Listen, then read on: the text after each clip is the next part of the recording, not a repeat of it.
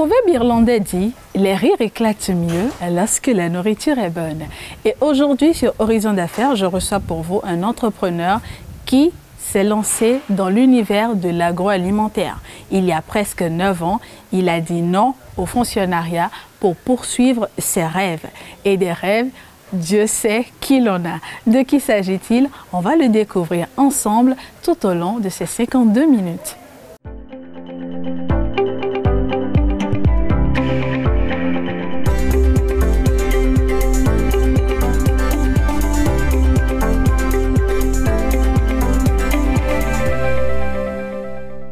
Horizon d'affaires, aujourd'hui, je reçois pour vous Monsieur Abraham Yekpe. Il est le directeur général du groupe Bill Valley, ancien cadre d'une banque de la place. Oui, ça fait un tic, j'ai bien choisi mon invité du jour. Un beau matin, il s'est levé, il a tout déposé, veste, costume, tout et tout, pour se lancer dans l'entrepreneuriat. Pourquoi? Nous allons le découvrir au cours de ces 52 minutes que nous allons passer avec lui. Monsieur Abraham, bonjour. Bonjour Marianne. Merci d'avoir accepté de passer sur Horizon d'affaires. Merci à vous aussi. Bonjour chers téléspectateurs. Ma toute première question, pourquoi Bill Valley, groupe Bill Valley? Alors, Bill Valley, pour rendre honneur à mon feu père, Bill, c'était son petit nom. Il nous a quittés trop tôt, il n'a pas eu la chance de voir son fils grandir. Il est décédé juste après mon bac. Et Valley, à cause de la vallée de l'Ouémé, qui est la deuxième plus fertile au monde après le Nil. Et notre rêve, c'est de verdir cette vallée-là pour nourrir le Bénin et le monde. D'accord. Alors, pour nourrir le Bénin et le monde, je veux bien croire que ça a un lien avec le fait que vous avez décidé de vous lancer dans l'entrepreneuriat. Dans l'agroalimentaire, oui, plus précisément, tout à fait. Parce qu'en fait, disons que l'idée m'est venue quand j'étais responsable fédéral. D'accord. Et nous avions reçu un don de l'Inde. C'était un véhicule. Et je me suis posé la question de savoir, voilà, l'Inde, c'est un pays en griffe, pauvre comme le Bénin. Et comment en sont-ils arrivés là et que nous, voilà, nous demeurions assistés. Et le deuxième fait, un jour, en écoutant RFI, j'ai entendu dire que le Togo avait eu des excédents céréaliers qu'ils ont vendus à la FAO pour aller nourrir ceux qui mouraient de faim en Somalie. J'ai dit, mais le Bénin, on en est où? Donc petit à petit, l'idée a commencé par germer dans ma tête et dans mon cœur. Et le vrai déclic, c'est quand j'ai découvert la vallée de l'Ouémé. Quand la route inter-État Cotonou-Abomey était en construction, il fallait faire le détour par la vallée. D'accord. C'était en quelle année pour ceux qui ne retiennent pas les dates? C'était en 2001. D'accord, oui. Donc, petit à petit, l'idée a fait son bonhomme de chemin. Je suis allé à la banque, j'ai continué par travailler. Et puis, voilà, un jour, je dis, bon, stop. Parce qu'il y a ces rêves-là qui me prenaient les tripes et je n'avais pas assez de temps pour m'en occuper. Donc, il fallait faire un break pour me lancer. Bah, du coup, lorsque on est cadre dans une banque et qu'on décide de partir, je suppose que l'entourage était un peu sceptique. Si, assez. Laisser le costume cravate pour aller à la terre, ça fait toujours bizarre parce que la terre, c'est pour les paysans. C'est ce qu'on dit. Oui, c'est ce qu'on dit. Alors que dans certains pays, ça nourrit très bien son homme. En Côte d'Ivoire, par exemple, les plus riches, c'est les planteurs de cacao et autres. Mais ce n'était pas ça qui me motivait le plus au début. C'est vrai, avec l'expérience bancaire, évidemment, quand tu veux te lancer dans un business, tu vois la rentabilité du business, à part le rêve qui est derrière, est-ce que ça va te nourrir? Voilà, donc quand j'ai eu toutes ces données, voilà, je me suis lancé. Vous avez pris le temps de mûrir un peu l'idée, de rédiger votre business plan. Quelle était la réaction de votre épouse? la grande question. Bon, au début, elle était bon, toujours un peu sceptique, mais elle comprenait ce besoin de partir, d'aller tester autre chose. Donc, j'ai d'abord pris une mise en disponibilité d'une année pour tester le business model. J'ai renouvelé cette mise en disponibilité-là. Donc, finalement, j'ai fait 2 ans de mise en disponibilité. Et après les 2 années, j'ai démissionné. Bon, je n'étais pas encore là où je voulais arriver, mais je voyais là où j'allais. Donc, j'ai pris le risque de partir. Et du coup, bon, ce n'était pas très bien compris. J'aimerais que vous nous expliquiez un peu, c'était pas très bien compris. Qui a dit quoi? Qui a réagi comment? Oui, en fait, elle aurait voulu que je reprenne. Parce que voilà, au bout de 2 années, on ne voyait pas encore les fleurs pour parler des fruits. Donc, vous connaissez les femmes très pratiques et prudentes.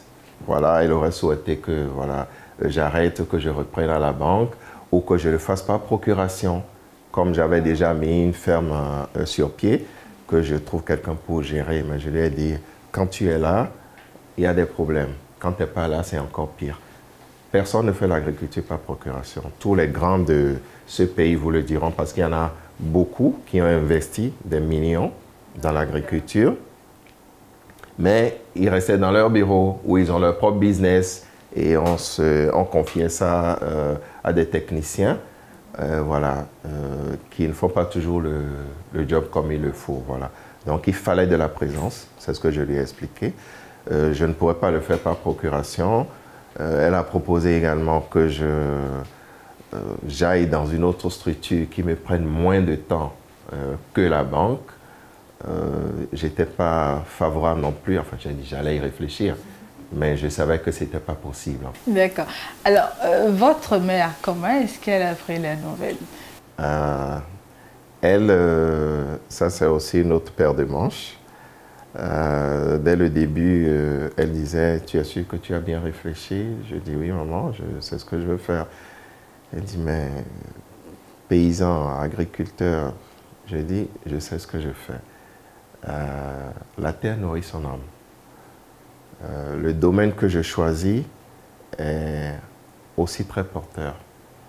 Nous sommes des millions de bouches au Bénin. Dans le monde, c'est des milliards. Et tous les jours, l'homme doit manger. Donc forcément, quand tu embrasses ce domaine-là, que tu fais bien ce que tu fais, tu dois pouvoir t'en sortir. Et elle a accepté bon, il a fallu quand même 2 longues années avant qu'elle ne se calme, parce qu'au détour d'une conversation avec un oncle à moi qui était un ancien DG douane, lui, il a vu l'expérience ailleurs d'un de ses homologues nigériens et qui avait des hectares de terre, de bétail et de tout, voilà, une assez grande ferme. Et ce que cela lui rapportait par rapport à son salaire de DG, il lui a dit, Dada, ton fiston, il a choisi la meilleure part. Et c'est après ça, voilà, qu'elle s'est rassénérée, mais elle avait toujours son chapelet à la main. Jusqu'à aujourd'hui d'ailleurs. Vous vous êtes lancé en 2016? Oui, en 2014. En 2014, mais oui. Vous avez démissionné en 2016. J'ai démissionné en 2016 pour créer la société Bill Valley. D'accord, alors parlez-nous des débuts de Bill Valley. Comme tout début, c'était assez laborieux parce qu'il fallait mettre en place tout un processus. Comme je l'avais dit, on avait commencé par la terre. Par la force des choses, on est passé à la transformation. J'ai compris que c'était dans le processus normal. Parce que l'idée au début, c'était de produire les légumes, de les transformer, des épices, de les transformer, de les exporter. Les jus devaient même être accessoires. Ça s'est imposé à moi, en fait. Comment? Je raconte pour la petite histoire. On avait produit du concombre. Et j'en avais une certaine quantité. Et les bonnes dames étaient venues pour les prendre et sont allées au marché avec. Et elles m'ont rappelé de là-bas, ah, monsieur, ils ont dit 2000 francs la quarantaine. J'ai dit, ah, je n'ai pas quitté la banque pour venir vendre du concombre à 50 francs. Ramenez-moi ma marchandise. Elles ont discuté avec moi, ben, on a déjà fait le chemin, aujourd'hui on va vendre, demain on va voir comment on va faire. J'ai dit, ok. J'en ai pris moi-même, je les ai mis dans un sac, j'ai attaché sur la moto de la ferme, je suis allé au marché de Kokokoji, puisque la ferme était à Rivière. C'était un jour de marché, j'ai vendu la quarantaine à 3500.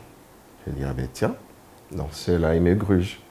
Le jour d'après, j'ai calibré les plus gros, je les ai envoyés à ma mère, à Cotonou, qui les a vendus à sa marchande de fruits à 5000. J'ai dit, ok. J'ai amené ma fourgonnette le lendemain, je l'ai remplie, je suis rentré. J'ai fait 2 bassines, eau tiède savonneuse, eau de rinçage. J'ai sorti une balance. J'ai demandé à mon épouse de me ramener les filets de pommes fruits là. Et je lave, ma fille essuie, elle attache. J'ai vendu la quarantaine à 10 000. Et ensuite, je me suis retrouvé avec des surplus de production après un certain temps, puisque bon, ce circuit-là, ça ne s'écoulait pas aussi rapidement qu'au marché. Donc, ce surplus de production, il fallait le transformer. Donc, je me suis dit, voilà, je ferai des jus de concombre. Mais je rajoute quoi au concombre? Parce que ce n'est pas un fruit sucré. On a de l'ananas à profusion. Donc, j'ai rajouté de l'ananas. Et c'est comme ça, j'ai fait le mélange. Il manquait encore un tout petit peu quelque chose. Donc voilà, en testant, en discutant avec mon épouse et les enfants, on y a rajouté finalement de la menthe. Et c'est là que j'ai créé le premier jus en beurre, ananas concombre menthe, qui est d'ailleurs un de nos best-sellers. Et au début, comment est-ce que vous avez fait pour trouver les premiers clients? Comment, à qui livrer? Oui. Ça s'est fait tout seul parce que, bon, de par mon expérience passée, j'avais quand même un carnet d'adresses. Mais mes premiers clients, c'était mes anciens collègues banquiers, aussi bien dans ma banque d'origine que les autres banques de la place où j'avais des amis. J'avais également des amis dans les GSM et puis les compagnies d'assurance et autres. Donc tout naturellement, ça a été ma première clientèle. Et ils sont demeurés jusqu'à aujourd'hui d'ailleurs, même si on a diversifié. Okay, d'accord. Aujourd'hui, quels sont les produits que vous proposez? Alors, entre-temps, le groupe s'est un peu étoffé. Des jus avec la marque Sofriti. Nous avons créé une deuxième marque de fruits et légumes qui est The Gentleman Farmer. Voilà. Donc du coup, aujourd'hui, nous proposons des jus de fruits nature. Je précise que nos jus sont ultra frais, ils ne sont pas pasteurisés. C'est notre marque pour nous différencier de la concurrence parce que on y a, ça garde toutes les valeurs organoleptiques en fait, c'est beaucoup plus nourrissant parce que c'est comme si c'était les fruits sans les déchets. Voilà. À côté de cela, The Gentleman Farmer, nous proposons des légumes précuits, nos légumes du terroir, Beaumont, Chayo, Fotete, Amand-Vivert. Nous avons également du crin-crin que nous proposons dans un plat qu'on appelle Wadjounou. C'est du crin-crin déjà équeuté avec du piment vert et du doevi pour faire un repas complet. Voilà. Bon, il manque la bicarbonate. Les clients m'ont demandé de rajouter, mais j'ai refusé. Je dis, allez chercher au moins ça là. Donc il y a les jus et puis il y a les fruits et légumes que nous proposons. Mais lorsque on est dans l'agroalimentaire comme ça, lorsque vous produisez des jus de fruits frais, comme vous le dites, est-ce qu'il n'y a pas un risque de fermentation? Comment est-ce que vous gérez? Si, tout à fait. Et c'est d'ailleurs le gros challenge On a beaucoup de pertes au début, beaucoup moins actuellement parce que le processus est beaucoup plus maîtrisé, mais on n'est jamais totalement à l'abri. Donc du coup, nous respectons beaucoup la chaîne de froid. On y fait très attention. Nos livraisons se font dans des glacières. Au début, les jus n'étaient pas du tout congelés, mais par la suite, nous avons commencé par les congeler parce que non congelés au frigo, ça fait 4 ou 5 jours, parfois une semaine pour certaines saveurs. Parce qu'en amont, en réalité, nous mettons beaucoup de soins derrière. Sinon, d'habitude, les jus frais pressés au frigo, c'est 24 heures pour la plupart des gens. Mais nous, avant que le premier litre ne sorte, c'est pratiquement 3 heures. Parce qu'il faut, d'abord, il y a la sélection, ensuite, il faut découronner, il faut laver dans 5 bacs différents, maintenant peler avant de presser et d'embouteiller. Donc, c'est minimum 3 heures avant que le premier litre ne sorte. Du coup, ça dure un peu plus. Voilà. Mais nous avons prévu dans notre développement d'aller à la pasteurisation, pas la pasteurisation classique. Ce serait la flash pasteurisation.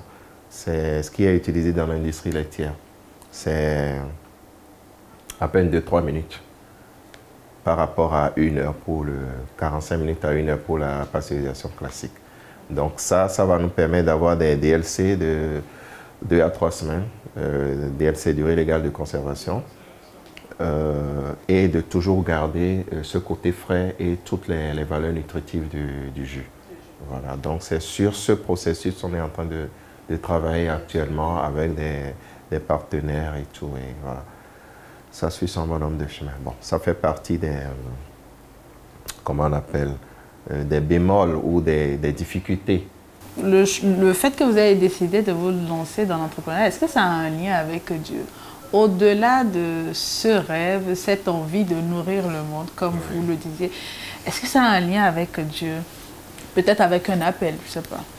Oui, forcément. C'est vrai que ce n'était pas évident pour moi au départ, parce que bon, tout jeune, tu te dis, voilà, tu as des idées, et des idées, j'en ai beaucoup. Ça foisonne dans ma tête. Tous ceux qui me connaissent, ils savent, j'ai 1001 projets dans la tête, d'autres qui ont pris corps, d'autres qui sont encore là, parce que j'attends que le gros projet, voilà, décolle réellement pour pouvoir rajouter les autres wagons. Donc, avec le recul, j'ai compris que c'était un appel, parce que d'abord, tout à l'heure, j'avais parlé du message par rapport à Phil Knight. Et un autre jour, je priais parce que je me sentais mal dans ma peau. J'avais des difficultés à avancer dans le business.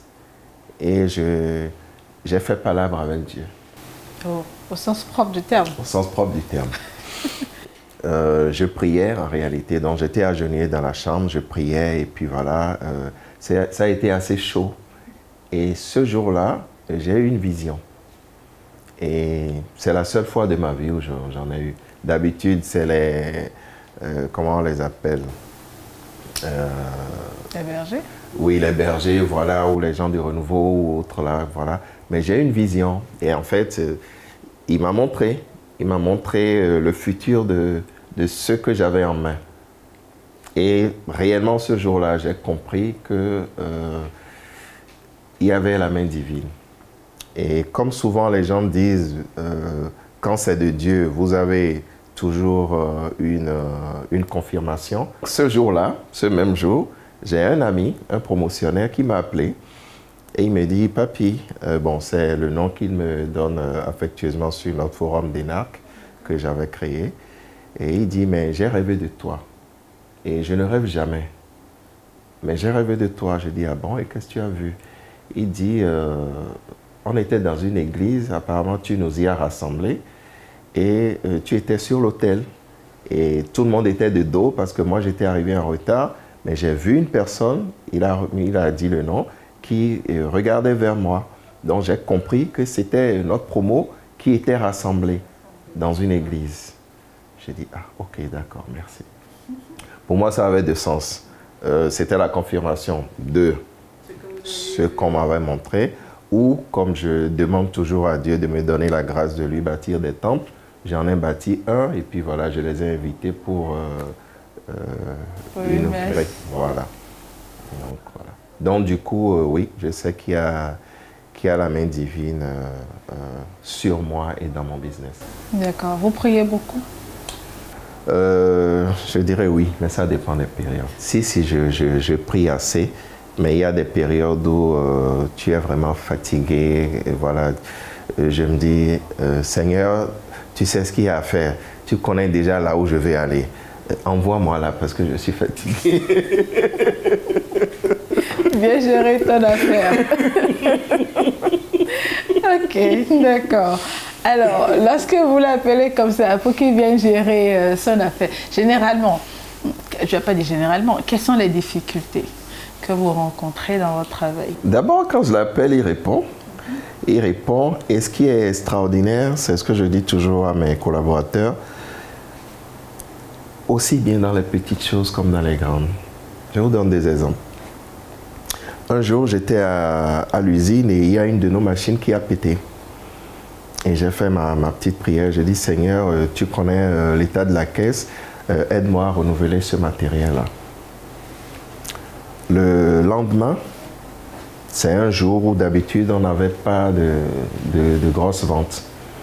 J'ai eu 8 commandes et ça faisait le montant dont j'avais besoin pour la machine, plus 1000 francs. Il fait toujours le plus. J'ai trouvé ça extraordinaire.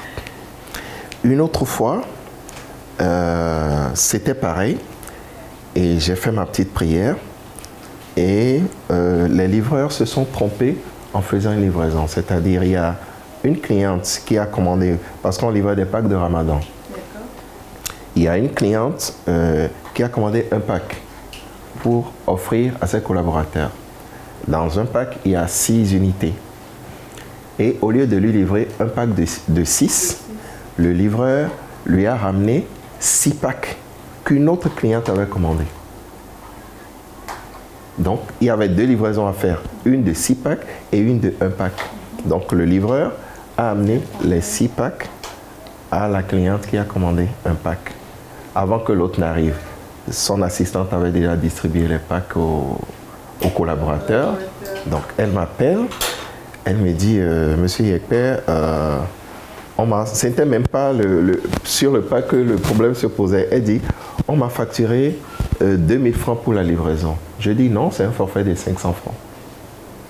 J'appelle la compagnie de livraison, l'agence, et ils me disent non, monsieur, le box était plein. Donc quand on livre un box plein, c'est 2000 francs. Je dis mais qu'est-ce que vous avez livré? Et c'est là, on s'est rendu compte de la méprise. Donc je prends mon téléphone, je rappelle la cliente. Elle-même m'a dit, ah monsieur Yekpe, j'ai compris. Apparemment, ils m'ont livré 6 packs au lieu de 1. Et je dis, Seigneur. Et elle fait, combien ça fait? Je t'envoie un momo. Je vous jure. Et le momo, c'était plus les... À cause de cette erreur-là, l'argent qu'elle m'a envoyé m'a permis d'acheter le matériel. Il répond toujours. Il répond toujours. Et pour l'autre, ça c'était pendant Covid, on avait tous des difficultés, de trésorerie notamment, entre autres. Et beaucoup de sociétés fermaient. J'ai plein de collègues qui avaient fermé. J'ai fait une réunion avec mes collaborateurs, je leur ai dit, bon, on a des difficultés, on ne vend pas, or il faut payer les salaires. 2 options, ou je réduis le personnel de moitié, ou je diminue vos salaires de moitié. Qu'est-ce que vous choisissez? Ils disent ni l'un ni l'autre, monsieur. Je dis, ah non, vous devez faire un choix. Ou je vire la moitié, vous allez rester à la maison le temps que la situation s'améliore, puisqu'on ne vend pas, ou on va réduire vos salaires. Meeting total. On a fini la réunion, je suis entré dans mon bureau, je me suis agenouillé devant le Saint-Sacrement et j'ai prié. Mais je vous jure, jusqu'à ce que Covid finisse, je n'ai jamais manqué de payer les salaires. Et je ne peux que rendre gloire à l'Éternel pour ça. D'accord. On va découvrir ensemble l'entreprise, ou du moins le groupe Bill Valley, ce qui s'y fait et comment le directeur général avec qui nous sommes aujourd'hui coordonne les activités. Suivons ensemble.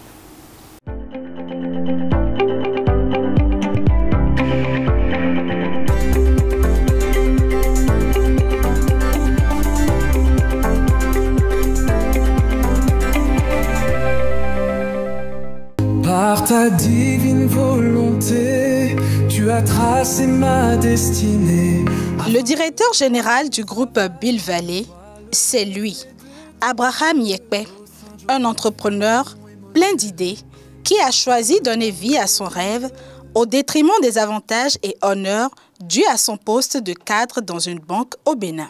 Il a tout laissé derrière lui, il a laissé son boulot, il a laissé la notoriété du travail. Il nous a laissé, nous, ses amis, ses collègues d'alors, et il a pris son chemin. À un moment donné, je n'ai pas manqué de lui dire « Monsieur Yekpe, c'est bon. Là où vous allez, moi, je ne suis pas prête à prendre ce risque-là avec vous. Revenez à la maison, donc revenez à votre ancien boulot qui vous attendait toujours. » Il a été catégorique. Mon rêve n'est pas celui-là. Mon rêve, c'est un rêve d'entrepreneur que je veux poursuivre. Il a commencé avec ce sac de concombres, mais aujourd'hui, le groupe Bill Valley est connu pour les jus de fruits et les légumes, des produits qui résultent d'un travail à la chaîne.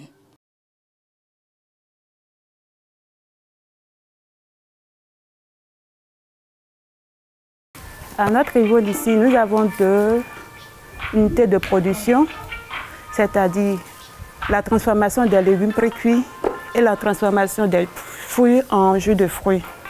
Là maintenant, nous sommes en train de trier les feuilles Tiayo pour procéder à la préparation.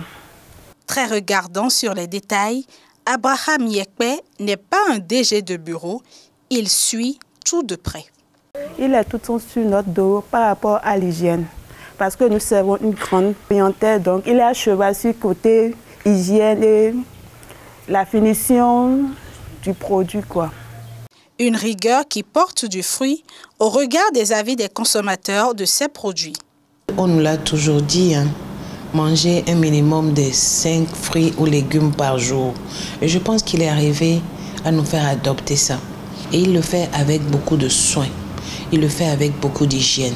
Il n'a pas manqué de changer de logo, de visuel, de packaging, de tellement de choses pour s'adapter à la demande de sa clientèle. Au niveau de la satisfaction de la clientèle, c'est quelqu'un qui, au regard des attentes de sa clientèle, il arrive, même s'il ne trouve pas des solutions à tout, à toutes les attentes de sa clientèle, c'est quelqu'un qui essaie quand même, qui est à l'écoute et qui essaie au mieux de répondre aux attentes de ses clients. Parce que je fais partie, je pense, des clients qui au dernier moment, peut-être la veille, lui dit que j'ai besoin d'une certaine quantité pour le lendemain, il arrive quand même à respecter ces délais de livraison-là. Donc je suis globalement satisfaite et il fournit des produits de qualité. Pour arriver à ce niveau de satisfaction de sa clientèle, le promoteur du groupe Bill Valley fait face à plusieurs difficultés qu'il tente de surmonter. La principale, c'est la matière première, parce que nous ne produisons pas tout. Et comme nous avons un cahier de charge un peu strict, nous n'avons pas toujours la matière première que nous voulons. Donc c'est pour ça qu'on est en train de mettre en place nous-mêmes une unité, une ferme. Et la ferme va nous permettre de produire suffisamment de matières premières pour pouvoir produire, enfin livrer les clients. Et la ferme, la voici, en plein aménagement. Nous avons à peu près 4 hectares sur lesquels nous avons prévu faire des légumes. C'est d'abord une ferme maraîchère. On aura ici 1 hectare de légumes feuilles, nos légumes de terroir, comme on les appelle couramment, Gboman, Tiayo, Fotete en envivaire, et puis de la laitue.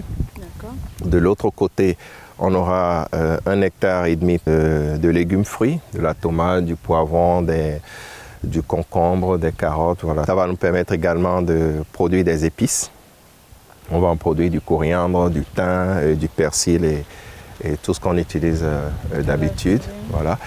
Et de ce côté-ci, là, on est en train de mettre en terre 1 hectare de bananeraies. Ce sera les bananes plantains et puis du Cavendish, les bananes de table.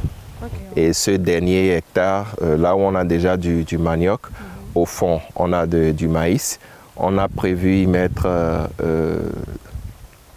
un verger avec nos fruits courants là, de la mangue, goyave, corosol et autres qu'on aura là. On aura une bande de pondeuses, on aura une escarotière et également des bassins piscicoles. Si tout ceci semble harassant et épuisant, Abraham Yekpe y trouve sa joie. J'éprouve une énorme satisfaction, un sentiment de plénitude quand je mets les pieds à la ferme. Ce qui fait qu'actuellement, c'est 50% de temps au bureau et puis 50% à la ferme. Parce que quand je jume l'odeur de la terre, des herbes, des trucs là qu'on a semés, ça fait beaucoup plaisir. Je vais vous faire rire. Depuis 10 ans que j'ai quitté la banque, j'étais déclaré hypertendu quand j'étais à la banque. Mais depuis 10 ans, je n'ai pas pris un seul comprimé de médicaments. Entrepreneur, vous soignez? Depuis 10 ans, oui, ça me soigne. Non, mais sincèrement, ça me soigne. Et l'année dernière, j'ai eu quelques petits trucs dans la poitrine. En fait, c'était des palpitations. Et j'ai couru pour aller chez mon cardiologue. Mais j'ai passé toute une batterie d'examens sur 2 jours, 2 ou 3 jours. Mais il n'y avait rien. Il dit, monsieur, votre cœur va très bien, vous vous portez très bien. J'ai dit, alléluia. Très croyant, la personnalité de notre entrepreneur force l'admiration. Monsieur Abraham Yekpe, c'est un être gentil, un être bienveillant, je dirais, mais surtout quelqu'un de très résilient. Et quand il a des problèmes, il ne dit pas, il ne parle pas, mais il continue sa vie normalement comme si de rien n'était. Et il suffit d'un petit déclic pour qu'il vous dise, au fait, est-ce que tu sais que, est-ce que tu sais que. Je dirais que c'est un monsieur rigoureux, discipliné et puis ouvert. Abraham, en tant que personne, déjà, je voulais dire qu'il est quelqu'un de persévérant. Persévérant, pourquoi? Ça fait plusieurs années déjà que je le connais. J'étais la promotrice de l'événement qui s'appelait le Brunch en Blanc et il faisait partie justement des premiers partenaires qui ont cru à cet événement-là. Mais quand on compare les premières années justement d'existence de sa marque par rapport à aujourd'hui, je pourrais dire que M. Yekpe est très persévérant. Entre encouragement et motivation, il ne manque pas de formuler quelques vœux à son endroit. Donc je ne peux que dire et que je peux lui adresser comme message que j'attends le bar à jus, sauf fruitier en centre-ville. Nous levons nos mains, bercés par ta merveille, Seigneur. Monsieur Yekpe, give up, continue, réalise véritablement ses rêves, tes rêves. Tu n'es pas encore arrivé au niveau que tu veux. Je sais que tu as beaucoup d'ambition. Je crois que dans tout ce qui a été fait jusque-là, Dieu a été à tes côtés. Donc, que le Seigneur t'accompagne dans tout ce que tu fais. Maintenant, vous avez une belle idée de ce qui se fait au niveau du groupe Bill Valley. Alors, Monsieur Yekpe, lorsqu'on voit un peu tout ce que vous faites comme activité, quelles sont les réalités derrière? Il y en a beaucoup. Positif ou négatif? Ah bon, un peu des deux. La première chose que je dirais, d'abord pour venir à l'entrepreneuriat, il faut la passion. Il faut aimer ce qu'on fait. Il y a une maxime qui dit choisissez un boulot que vous aimez, vous n'aurez plus à travailler un seul jour. Voilà. Donc j'aime ce que je fais, ce qui fait que je ne parle pas souvent de difficultés, je parle de challenge. C'est d'ailleurs la nouvelle expression à la mode pour en parler.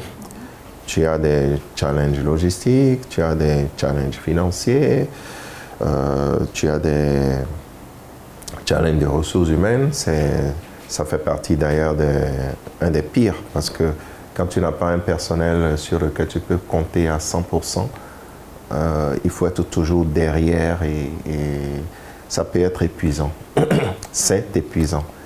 Or, pour réellement réussir, il faut que tu arrives à mettre en place un système et que le système travaille sans toi. Sinon, tu n'aurais pas bâti un empire ou créé quelque chose de grand, tu serais juste un entrepreneur. Voilà. Et quand tu n'es pas là, rien ne marche. Il faut que ton entreprise puisse te survivre. Voilà. Et dans cette quête-là,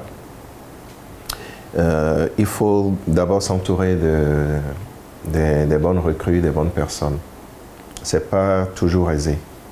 Parce que comme on le dit chez nous, littéralement en fond, bon, on n'ouvre pas le ventre de quelqu'un pour voir ce qu'il y a dedans. Voilà. Donc, il faut déjà faire attention à ça. Mais quand bien même tu mets tous les garde-fous pour faire les recrutements, derrière, tu peux avoir des défections, tu peux avoir des trahisons, tu peux avoir des vols. Ça m'est déjà arrivé. Une collaboratrice qui vendait ses jus dans mes jus dans une boutique. Parce qu'elle-même en produisait. Au recrutement, elle me disait que c'était sa mère. Et je pensais que c'était marginal. C'est par la suite que sur ses statuts, j'ai vu que elle avait même une marque. Et que voilà, c'est le jour qu'elle est partie qu'on l'a découvert. Mais avant ça, j'avais déjà constaté que les chiffres étaient en baisse. Et c'est la nouvelle qui l'a remplacé. Un jour, un client est venu et dit, voilà, je vais acheter des jus. On lui sort, sauf fruitier, dit non, il y a un jus de 500 francs ou de 400 francs que la tata leur vendait. Et il y a eu 2 clients comme ça. Et c'est là qu'on a réalisé. Donc bref, pour faire court, il y a les challenges liés aux ressources humaines. Il faut faire très attention au recrutement et former ce personnel-là que vous avez recruté, les coacher au quotidien et puis être aussi soi-même un modèle et un exemple. Sinon, voilà, ils vont copier ce que vous faites. Voilà. C'est pour ça quand ils viennent, je leur dis, moi, mon leitmotiv, notre leitmotiv ici, c'est l'excellence. Tout ce que vous devez faire, vous devez le faire bien. Et c'est écrit quelque part, une phrase de Boileau que j'ai reçue de mon père, 20 fois sur le métier, remettez votre ouvrage. Le polissez et repolissez. Ça fait partie des phrases cardinales de Sofriti, du groupe en général.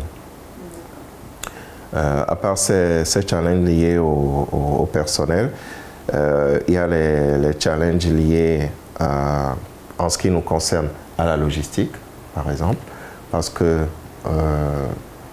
vous avez une société, une entreprise de services, il faut faire des livraisons. Le livreur arrive en retard, le livreur, il ne sent pas bon, il n'est pas propre, sa tenue, voilà, la moto est tombée en panne.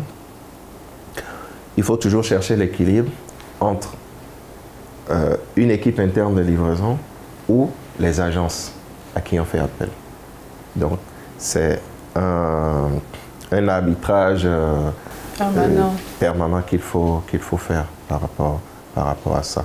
Le challenge que tout le monde voit ou le premier auquel on pense, qui est le challenge financier. Ce n'est pas toujours évident d'avoir les bons financements au moment où il le faut. Nos banques étant assez frileuses en ce qui concerne la production et tout ce qui a trait à l'industrie en général. On était, enfin, ils sont plus dans le... Vous êtes passé par là, donc vous êtes bien placé pour nous en parler.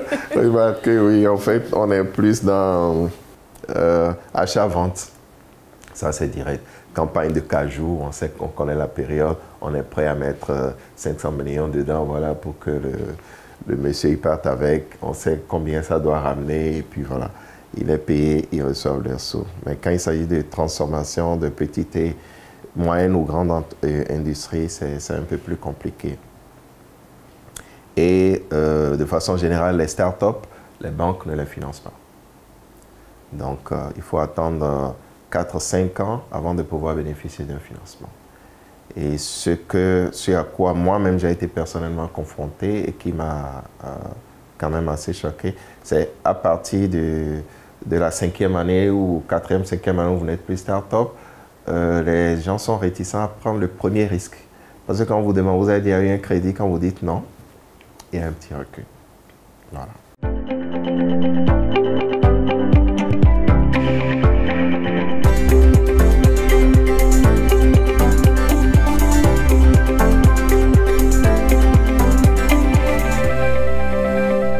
Je voudrais qu'on revienne un peu à l'entrepreneur. De votre expérience personnelle, quelles sont les erreurs qu'un entrepreneur ne doit jamais commettre? Il y en a pas mal. Il y en a pas mal. Oui. La toute première chose que je dis aux jeunes collègues, c'est il faut rêver grand, mais très grand. Mais dans ce rêve, il ne faut pas avoir peur de commencer petit. Même très petit. Je vous donne un exemple. Quand je démarrais, ma ferme, ça faisait 1,5 hectare pratiquement. Pour quelqu'un qui rêve de 10 000 hectares, aujourd'hui 100 000, c'était petit. Mais à la tâche, j'ai réalisé que ça ne l'était pas encore. Et si j'avais commencé avec un quart d'hectare ou même 4 parcelles, aujourd'hui, on serait à un autre niveau. Pourquoi? Parce que l'investissement qu'un hectare et demi de terre, de maraîchage vous demande est énorme. Et souvent, quand on fait les projets, parfois, enfin pas parfois, toujours vous ne maîtrisez jamais tous les paramètres. Moi, par exemple, sur ce plan, j'ai réalisé dans le business plan le budget qu'on avait prévu pour apprêter la terre, ça a pratiquement triplé. Parce que celui qui m'a aidé à faire ce budget-là, lui, il est dans une zone géographique donnée. Et ça a un coût, voilà, pour un carré, d'accord? Ça a un il a tenu compte de cette donnée. De ces réalités de chez lui. Mais là où moi, ma ferme était située, c'était 3 fois plus. Donc vous voyez déjà que, voilà. Donc du coup, au lieu d'1,5 hectare, si on avait commencé par un quart d'hectare, le premier financement que j'avais, c'est-à-dire les économies, les prêts des amis, des parents et tout, aurait suffi pour démarrer sereinement cette entreprise-là et aller progressivement par la suite. Donc c'est le premier conseil que je donne d'ailleurs. Rêver grand, mais ne pas peur de commencer très petit. C'est la garantie que vous avez d'aller très loin. D'accord. Et au-delà de ça? Maintenant, la deuxième erreur, il ne faut pas faire du sentimentalisme. Et ça nous arrive souvent. Je vais paraphraser quelqu'un. Il ne faut pas être dans l'affect. Et j'ai beaucoup aimé. C'est comme je le dis à mes amis, je dis c'est une masterclass à lui tout seul. Et je leur ai donné un exemple par rapport à ça. Un jour, on a produit et il y a une certaine quantité de production qu'ils ont oublié de mettre au frais. Et comme on avait des difficultés de trésorerie, retard de salaire et tout, j'ai gueulé, excuse-moi le terme, mais j'ai fermé les yeux. Moins d'une semaine après, la même erreur a été reprise. Donc, si j'avais tapé déjà au premier coup, la deuxième fois, ça ne serait pas arrivé. J'ai demandé au comptable, j'ai dit, fais la liste de tous ceux qui étaient de la production qui étaient là ce jour-là et on leur fait des défalcations. Si je l'avais fait la première fois, il n'y aurait pas une seconde et on n'aurait pas perdu toute cette quantité de marchandises. Donc, il ne faut pas gérer avec les émotions. Il faut savoir être... c'est pas simple. Moi qui suis... En fait, pour moi, il y a certaines personnes qui... Voilà, c'est sans état d'âme. Mais moi, je suis le grand frère. Donc, tu les regardes avec... voilà, paternalisme, bon, pas dans le sens, le mauvais sens du terme, avec de l'empathie, tu vois. Et donc, du coup, tu laisses passer des choses, mais il ne faut pas le faire. Donc, j'ai commencé par durcir. Donc, il y a deux choses qu'on dit aujourd'hui dans mon dos. Monsieur, il n'est jamais satisfait. Ça, je l'assume complètement. Je dis, quand vous le faites bien, j'apprécie. En fait, je suis quelqu'un... il faut la perfection en toute chose. Parce que quand vous êtes devant, il faut donner davantage pour rester toujours devant. Du coup, en toute chose, dans tous vos process, il doit y avoir l'excellence. Et ça paye. Grâce à l'appui d'Enabel, on a pu avoir une certification qualité HACCP. Et on est la seule société, unité de production de jus de fruits frais, je précise, au Bénin, qui a cette certification qualité. Donc ça doit se maintenir. Du coup, c'est beaucoup de pression et beaucoup d'exigences. Ce que le personnel ne supporte pas forcément. Donc, monsieur n'est jamais satisfait. Et puis, monsieur est trop dur. Bon, ça, je dis, ça va leur passer. Parce qu'il y a un résultat qu'on est en train de rechercher au bout. Donc, voilà. D'accord. Alors, on va terminer par cette toute dernière question. Quelles sont les vertus chrétiennes qui vous accompagnent au quotidien? Vertus ou valeurs chrétiennes, ce que vous préférez? Évidemment, la toute première, c'est la foi. Je dis, quand vous voulez être grand, vous devez avoir la foi dans l'entrepreneuriat. Pas forcément Jésus, mais tous les grands de ce monde, ils croient en quelque chose. Tous. Donc il y a la foi, il y a ma foi. C'est elle qui me porte, c'est elle qui me permet de tenir dans la vallée de l'ombre. Parce que ça ne manque pas. Il y a la persévérance. Il y a l'humilité. Parce que forcément, quand vous n'êtes pas humble, vous passez à côté de certaines choses. Vous n'arrivez pas à obtenir des plus grands et même des plus petits que vous. Et puis, la dernière que je dirais, ben, c'est l'amour. Parce que c'est ce qui nous manque souvent. C'est ce qui entraîne toutes ces guerres qu'on a aujourd'hui. Le manque de tolérance. Voilà, s'il y a l'amour, normalement, il doit y avoir la tolérance. Donc, je crois que c'est ce qui m'anime. Tu dois aimer ce que tu fais. Tu dois aimer les hommes pour pouvoir les coacher, pour pouvoir les manager. Tu dois aimer les hommes pour pouvoir leur offrir le meilleur de ce que tu fais. Voilà. Je crois que là, c'est la meilleure conclusion que je pouvais avoir pour mon émission. Alors, merci beaucoup, monsieur Yekpe. Merci à vous, Marianne. Que vous nous avez accordé. Alors, chers téléspectateurs, ce sera tout pour ce numéro de Horizon d'affaires que je vous remercie d'avoir suivi. J'ai aimé la conclusion de mon invité. Aimez ce que vous faites. Ayez de la passion. Aimez les hommes et puis donnez de l'amour à travers vos produits, à travers vos services, à travers vos articles. Et nous serons toujours là pour vous aider à en apprendre un peu plus sur l'univers de l'entrepreneuriat. On se retrouve la semaine prochaine pour un nouveau numéro. D'ici là, portez-vous bien.